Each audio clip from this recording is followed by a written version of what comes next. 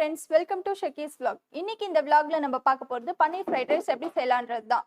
வாங்க வீடியோக்குள்ள போய் பார்க்கலாம். அதுக்கு முன்னாடி நம்ம சேனலை யாரும் சப்ஸ்கிரைப் பண்ணலனா சப்ஸ்கிரைப் பண்ணிக்கோங்க. கீழ இருக்க பெல் ஐகானையும் கிளிக் பண்ணிக்கோங்க. அதுல ஆல் ஆப்ஷன் கிளிக் பண்ணிக்கோங்க. அப்பதான் நான் போடுற வீடியோஸோட நோட்டிஃபிகேஷன் உங்களுக்கு இமிடியேட்டா வரும். பன்னீர் ஃப்ரைட் ரைஸ் செய்யறதுக்கு நம்மளுக்கு பன்னீர் தேவைப்படும். இன்னைக்கு நான் 200 கிராம்ஸ் பன்னீர் எடுத்திருக்கேன். இதை சின்ன சின்னதா கியூபா கட் பண்ணிட்டு நம்ம மேரினேட் பண்ணி சிக்கன் 65 பொரிக்கிற மாதிரி இதை பொரிச்சு எடுக்கணும். மேரினேட் பண்ணுறதுக்கு என்னென்ன தேவைன்றதை இப்போ பார்க்கலாம். காஷ்மீரி ரெட் சில்லி 1 டீஸ்பூன், மஞ்சத்தூள் 1/4 டீஸ்பூன், கரம் மசாலா 1 டீஸ்பூன்,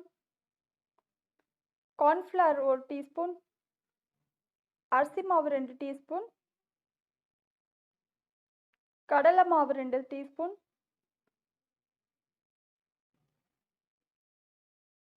இது கூட தேவையான அளவு உப்பும் ஆட் பண்ணிக்கோங்க.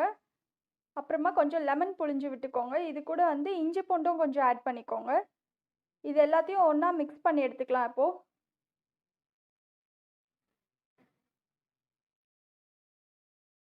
இது எல்லாமே ஒன்றா நல்லா பைண்ட் ஆகிறதுக்கு ஒரு 2 டீஸ்பூன் ஆயில் ஆட் பண்ணிக்கலாம். கொஞ்சமாக தண்ணி தெளித்து விட்டு இது எல்லாத்தையும் நல்லா ஒன்றா மிக்ஸ் பண்ணி எடுத்துக்கலாம். இது ஒரு 1/2 அன் ஹவர் மேரினேட் ஆகட்டும்.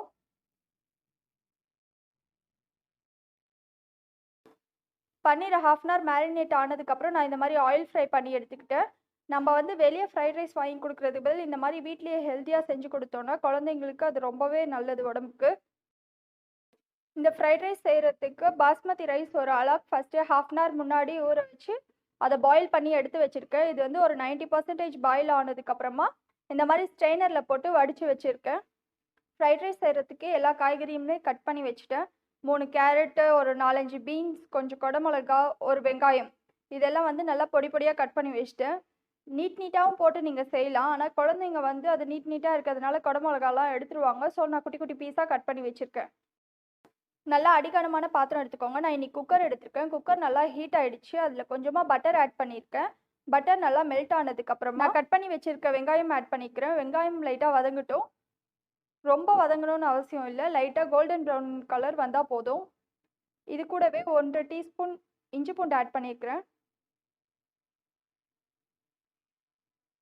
இஞ்சி பூண்டில் இருக்க ரா ஃப்ளேவர் போகணும். அது வெறும் நல்லா வதக்கிக்கோங்க.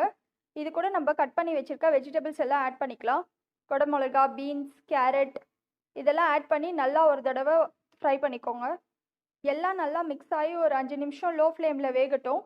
இது வெந்ததுக்கப்புறமா நம்ம இப்போ முட்டை ஆட் பண்ண போகிறோம். ஸோ முட்டையை நீங்கள் அப்படியே வெஜிடபிள்ஸோடு ஆட் பண்ணாமல் கொஞ்சம் ஒதுக்கி விட்டு மிடில் ஆட் பண்ணிக்கோங்க. நான் இன்றைக்கி 4 முட்டை எடுத்திருக்கேன். அதை சென்டராக இப்போ ஊற்றிக்கிறேன். முட்டை போட்ட உடனே கிளறி விட்டுறாதீங்க. கொஞ்சம் நேரம் அது வேகட்டும். இப்போ லைட்டாக வெந்ததுக்கப்புறமா நடுவுலேயே நல்லா மிக்ஸ் பண்ணி விட்டுக்கோங்க. அது முட்டை நல்லா வெந்ததுக்கப்புறமா எல்லா வெஜிடபிள்ஸையும் ஆட் பண்ணி நம்ம மிக்ஸ் பண்ணிக்கலாம். இப்போ எல்லாமே நல்லா வெந்து வந்திருக்கு. இது எல்லாமே நல்லா ஒன்றா பைண்ட் ஆகிற மாதிரி மிக்ஸ் பண்ணி விட்டுக்கோங்க. இது கூட நான் 1 டீஸ்பூன் ஒயிட் பெப்பர் ஆட் பண்ணிக்கிறேன். 1 டீஸ்பூன் ரெட் சில்லி ஆட் பண்ணிக்கிறேன்.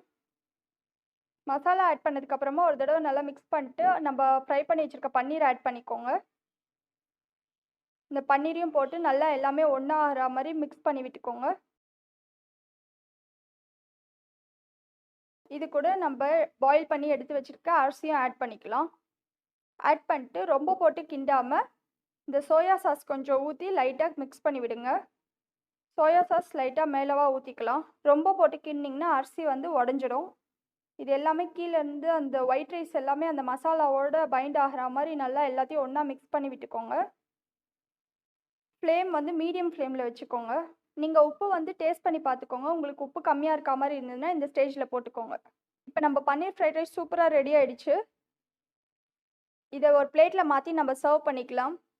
பாருங்கள், எல்லாமே நல்லா ஒன்றா மிக்ஸ் ஆகி எவ்வளோ சூப்பராக இருக்குது பார்க்குறதுக்குன்னு.